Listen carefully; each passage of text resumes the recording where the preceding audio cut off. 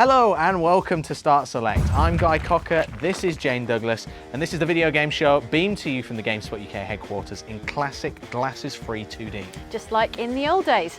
This week we've mostly been taking 3D photos of ourselves with the Nintendo 3DS's 3D camera in 3D, also with sparkle mode on. But you can't see the 3D, sorry. Also this week were the video game BAFTAs. That's right, the Video Game British Academy of Film and Television Awards. That doesn't make any sense, but it's coming up on the show and we'll have all the news from the night courtesy of Mark. And Guy takes a trip to Slightly Mad Studios studio in London to see how they're getting on with Need for Speed Shift 2, or Shift 2 Unleashed, to give it its proper title. Shift 2 Unleashed, Need for Speed, whatever it's really? called. Okay. Then we're running down the new and nearly here releases of the week, as well as your feedback. Plus we're giving away an Xbox 360 console with painterly platformer Blob 2, with 4 copies of Blob 2 for runners-up. Sounds good, right? On with the show. The video game BAFTAs, where celebrity video game entertainment system owners rub shoulders with award-winning and probably not quite as cool award-nominated game developers. The industry doesn't get any more glamorous or exciting than this. Speaking of glamorous and exciting, our very own Mark Walton reports from the London Hilton ceremony. Also step forward. Oh, fuck.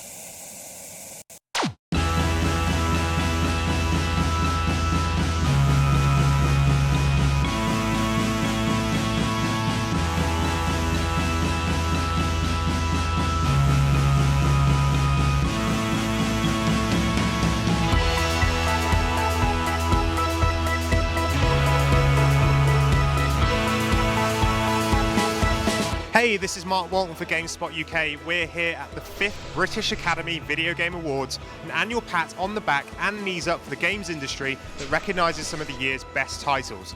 The likes of Heavy Rain, Mass Effect 2, Mario Galaxy 2 and Assassin's Creed Brotherhood have been nominated, and they'll all be battling it out for the illustrious Best Game Award. No sign of Rockstar's Red Dead Redemption though, presumably because they got drunk celebrating GameSpot's Game of the Year award and forgot to send the forms in. And if that's not enough excitement for you, we'll also be speaking to Mr. Peter Molyneux about his BAFTA Fellowship Award, and we'll also be talking to the guests, nominees, winners, and maybe even the losers to find out if they know their 3DS from their NGP.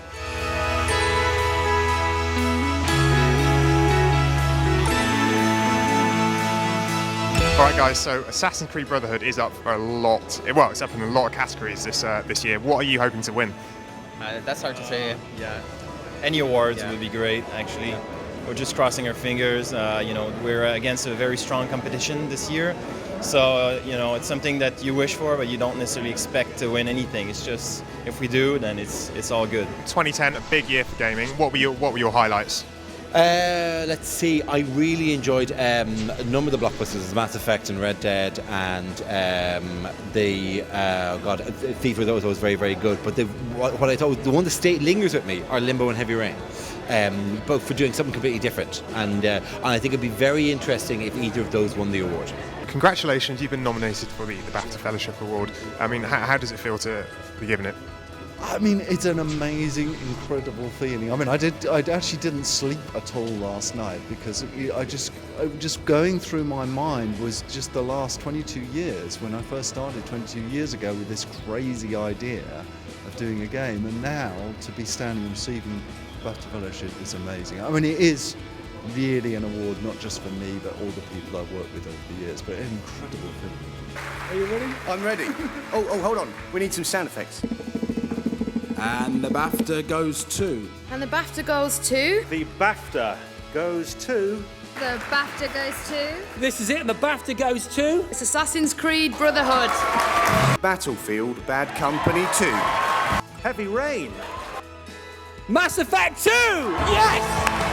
On many levels, this is an incredibly exciting achievement. At the studio level, you've got the guys hard at work back at BioWare Edmonton who are crafting away on Mass Effect 3, and they win an award like this for Mass Effect 2, and they're already trying to make the best possible game they can in the next part of this franchise, and they win an award for this, and so it spurs them on.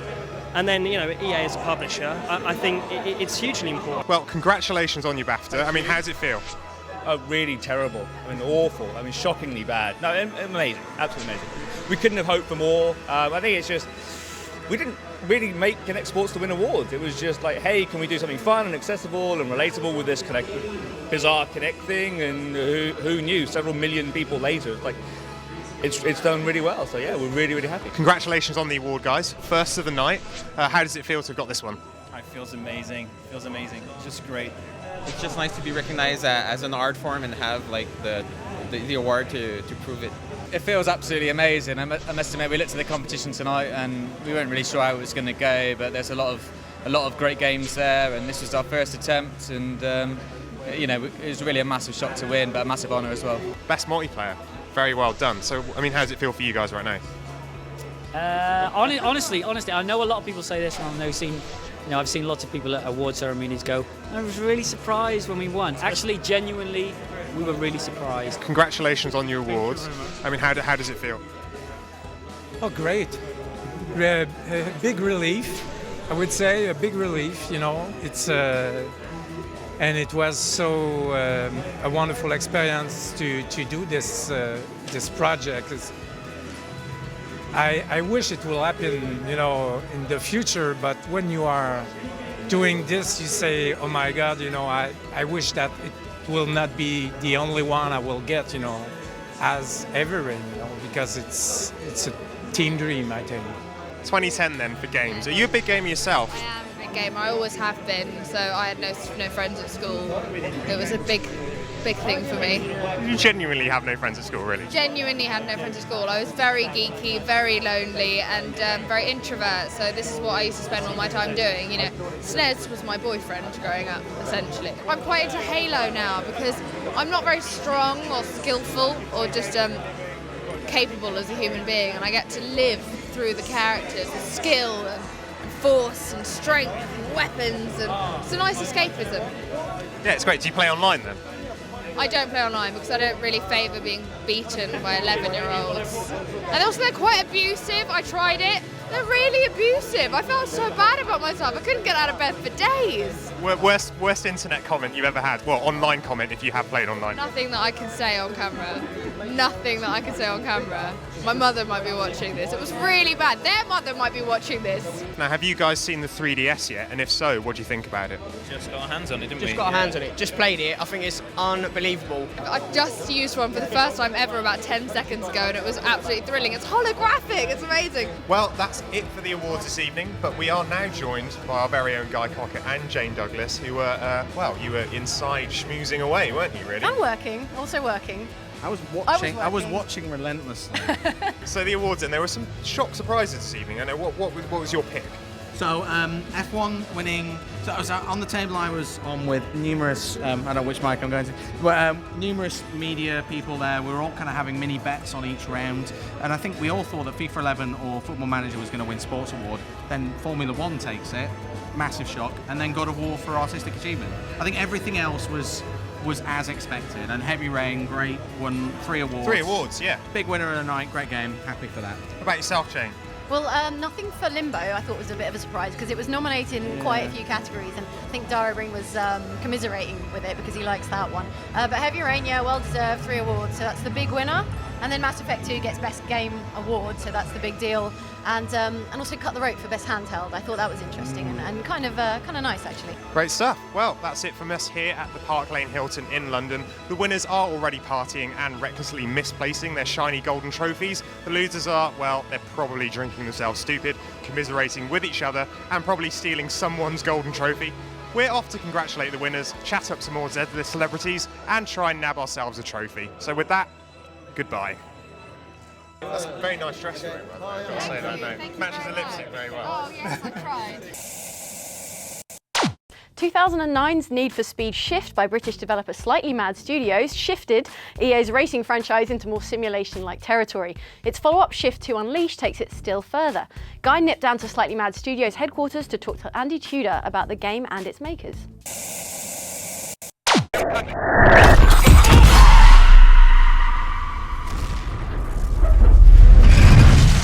Hey guys, I'm Guy Cocker for GameSpot UK, and I'm here just down the road from our London office to come and see Slightly Mad Studios. Now the team is putting the finishing touches to Shift 2 Unleashed, so let's go and meet the designers and check it out.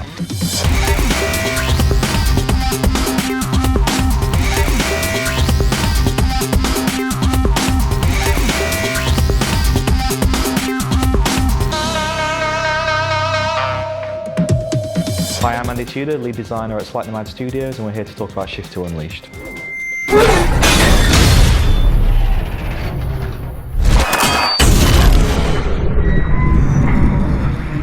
When we approach this kind of game and a sequel in particular, you want to make sure that you're heading in a very definite direction, but you also want to make sure that you're not just ticking items off a checklist.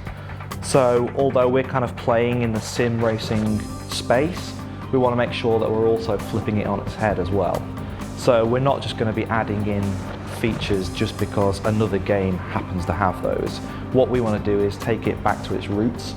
You know, that was our approach in Shift 1 as well. It was, you know, we're coming into this area of circuit racing, and the most important thing is being behind the wheel and feeling that you're going fast, which is something that we felt other games hadn't really captured. And that's what then led to the cockpit view. You know, people weren't using the cockpit view. Well, why isn't that? It's the most, it's the iconic, it's the best place to be, behind the wheel in a car. So we had, you know, we had looked at those kind of things and realised that, well, it's because it feels like you're in a widescreen letterbox format, because it's so constricting having the sun visor and the wheel and the dashboard in front of you. It felt constricting. Well, we've got to change that.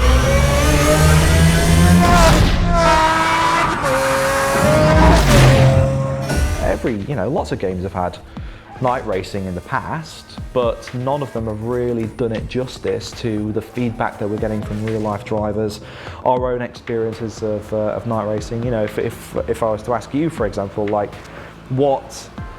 remember a time when you were driving in the night, you won't probably remember the time when you were nipping out to the supermarket or something. You'll remember that time when you went to visit a friend along a country road and it was absolutely pitch black, and maybe it was a bit foggy, and you had your full beams on and you still couldn't see 2 feet in front of the car. And that's the same kind of feedback that the real drivers are giving us. They're saying, look, I've got this amazing car with these huge high beams and I still can't see the corner coming up. And other games would simply just light the corner up for you with floodlights or great big yellow flashing chevrons to tell you that. Well, you know, that's not a great gameplay experience. It doesn't give you a new level of challenge. So what we want to do is, if we're going to go up against the, you know, people like Forza and GTs, we want to make sure that we do baby steps and make sure that we get everything right from the ground up and do it in this 10 out of 10 way that, you know, people haven't seen before.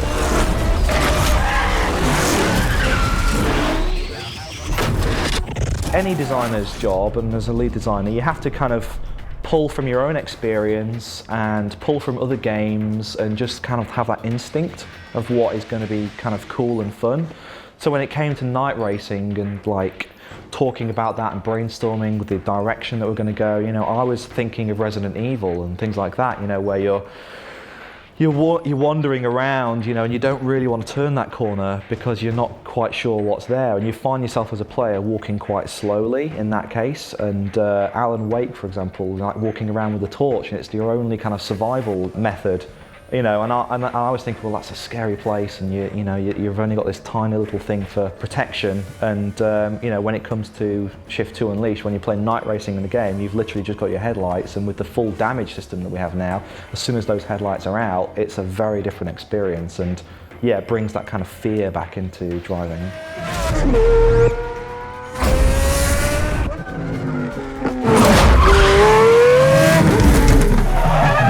But yeah, you were a bit different from other companies in that, you know, we have a London-based studio, but we have a distributed development model, which means that basically everyone can sit at home and work in their bedroom or their study or their home office or whatever. You've got Lego, you've got PS3 Need for Speed Shift, but you've also got Masters of the Universe figurines, quite a collection behind us. Yeah, figurines, I think you'll find them, they are action figures. Yeah. So you've got things like the Lego cars here, you know, we've got all the different types of car that they create, like the muscle cars, and you know, you can even recreate Hot Pursuit if you really want with these kind of things. So yeah, you know, you got, at the end of the day, you got to remember that you're making games for kids, yeah? And as soon as you lose sight of that, then you realise you're only making the game for yourself, and you know, therefore, it's not potentially going to do as well as you hope. We've got our 360 coder in Australia, and one car artist on Reunion Island in South Africa, which is just off the east coast. Another car artist in Florida, you know, and it's great because we only ever get experienced guys to work for us, and it works great for those guys because they've been in the industry for a while longer. They've probably got wives, kids, and it works great as a development model because you can't turn creativity on at 9 o'clock in the morning sometimes. You know, sometimes it comes at 4 in the afternoon. With a distributed development model, it means that those guys can come online, you know, in Australia time, and it means that what you can come in the morning and something's magically been fixed by someone on another time zone. We've had absolutely unprecedented access to all the Team Need for Speed drivers. You know, they're all in different disciplines of time attack, drift, endurance, things like that. Little things like Jamie Campbell-Walter, GT1 driver, coming in and telling us that, you know, when he sat in his Sumo Power Nissan GTR GT1, that the viewpoint that we had in the game was a little bit lower than it was in reality when he sat in the car. So little things like that, you know, we change it and then he comes back, you know, the next month and he's like, guys, you got it spot on, and it sounds amazing and handles amazing, and you know, when you're doing Eau Rouge on Spa in the game, it's absolutely perfect. So yeah, it's great to have those guys on board. You know, other games will say that they've had race drivers helping them, etc. Yeah, you know, not to the extent that we've had access to in Shift 2.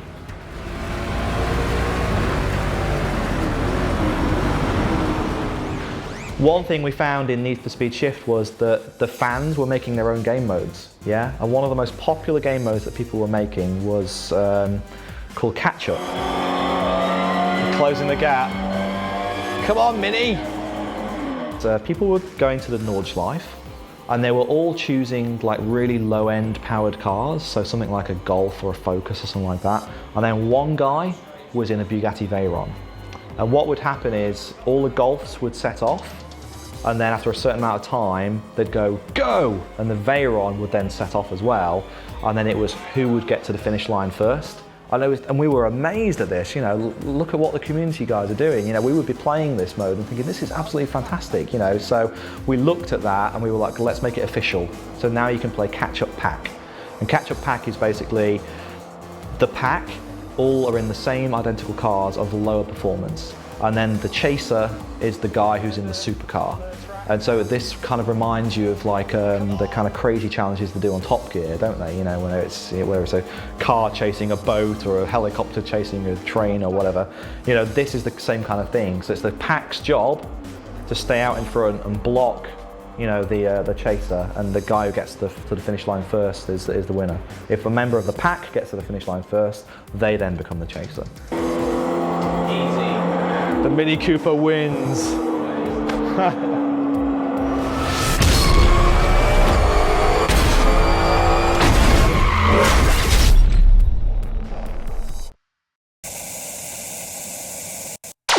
It's that time again, time for some new releases. Now, every week, Johnny McActivision and Justin St. THQ put out new games, hoping to relieve you of your cash in exchange for shiny, interactive light shows. And every week you comply, finding new ways to virtually kill American children from the impenetrable dungeon of your bedroom. Well, here's your games for Friday, 18th of March, you hopeless addicts. First up, Motorstorm Apocalypse. At the time of recording, Motorstorm Apocalypse is still due out on PlayStation 3, although with this being an Earthquake-set racing game released within a week of one of the biggest tremors ever recorded, that could well change. We'll keep you posted.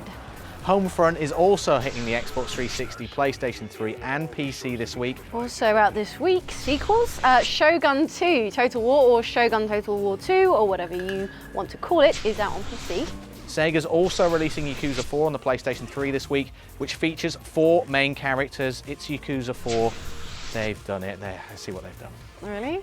Yeah. I did not. I Yeah. did not. Okay, MotoGP 1011 on PS3 and 360, and also Topspin 4 on PS3, 360, and Wii, complete with flaily armed move support on PS3. Representing the original games this week is Japan. Go on, Japan. God's Eater Burst is on the PlayStation Portable, which is a somewhat grammatically confusing sequel, at least for me, to the original PlayStation Portable hit, God Eater. We've already reviewed it and given it a 7.5. And then a Kamiden on DS. The little wolf becomes even littler on DS in the sequel, where you play as a smaller, cuter puppy. Oh. We did a different or. Oh, feedback. We can't get enough of you. That's why we can't stop endlessly refreshing our Facebook page. That's facebook.com/GameSpotUK and the GameSpot UK Start Select page. Also, we're never off Twitter, over on twitter.com/GameSpotUK. Now, among our favourite feedback since the last show, we've had, over on the Start Select page, Start Select fan, he's named himself a fan of the show, said, what happened to Mark's usual happy gaming spotters, referring his sign-off from the show. Sign-off, yeah. I don't know. He's not even on the show today, Yeah. so I'll say it at the end. How about that? Yeah, and Sad PSP Addict says, I think the Roller Girls were a bit too hard on EA Sports Active 2. It offers a good mix of difficulty settings, and whilst I might not be a pro athlete, I spent a good portion of my life taking part in some sort of fitness program and think SA2 offers a good bit more than this video suggests. So that's on the Roller Derby fitness game group test of the last show. Representing EA Sports Active. Lava Lamp Bamboo says, Call of Juarez looks interesting, but the graphics aren't really up to scratch. I hope the plot doesn't feature too many stereotypes. Also, does your office just have a big empty white room for no reason, or is that where you sacrifice interns? Correct. That is, yeah, we have to scrub the blood off the walls, but otherwise it's a great little room, yeah. Over on Facebook, meanwhile, also on the last show's Call of Juarez video, Stephen Quick says, with Red Dead Redemption, a cowboy game, one of the most popular and well-regarded of last year, and True Grit in the cinema gathering momentum, cowboyness is on trend. So kudos to Jane for not grabbing Blaze and screaming "why" in his face. Call of Juarez looks bloody awful, designed by a 13-year-old kid who has just discovered action movies. Ouch. Ouch. Ouch. Smackdown laid down there. Okay. Meanwhile, Shane the Wolf says, I was sceptical about Call of Juarez in a modern setting, but it looks good. If they have the same strong character development and great storytelling of the previous games, I think it could be excellent. So a real mix of emotions on the various channels this week. Competition time. Last time on Start Select we had 10 PS3 First Strike COD Black Ops codes to give away with a super amazing PS3 Prestige Edition. That's the one with the RC car for the first name out of the GameSpot UK hat. The question was, what year did the first COD game come out in? And the answer was 2003. The winners are... Mike Johnston from Cumbria, he gets the Prestige Edition. And Fraser Stancombe from Brighton. Graham Russell from West Sussex. David Coningsby from Leicester. George Luis Ospina Orozco from West Croydon. Martin Richard Rumble from Bedfordshire. Roger Voong from London. Dami Oresigan from Northamptonshire. Sebastian Jarmula from London. And Jacob Phillipson from Hereford. This time we've got an Xbox 360 console bundled with the Blob 2, the paint-tastic platformer from Australian studio Blue Tongue Entertainment, which is of course the sequel to the 2008 Wii exclusive. And to win, answer us this question on colour. What do the letters CMYK stand for in the CMYK colour model? It was either that or what do you get when you mix red and yellow? Answers to competitions at gamespot.co.uk as ever, along with your postal address please. All right, that's it, people. Run along. That's it for Start Select this week. But between now and the next show, be sure to come back to GameSpot UK's London Calling blog next week on the 21st of March, when we're going to be giving away a new shiny Sony Xperia Play phone. Also, send us your comments and questions over on Twitter at GameSpot UK or on Facebook, which is facebook.com/GameSpot UK, and get your competition entries to competitions at gamespot.co.uk. And we'll see you next time. Happy gaming, spotters!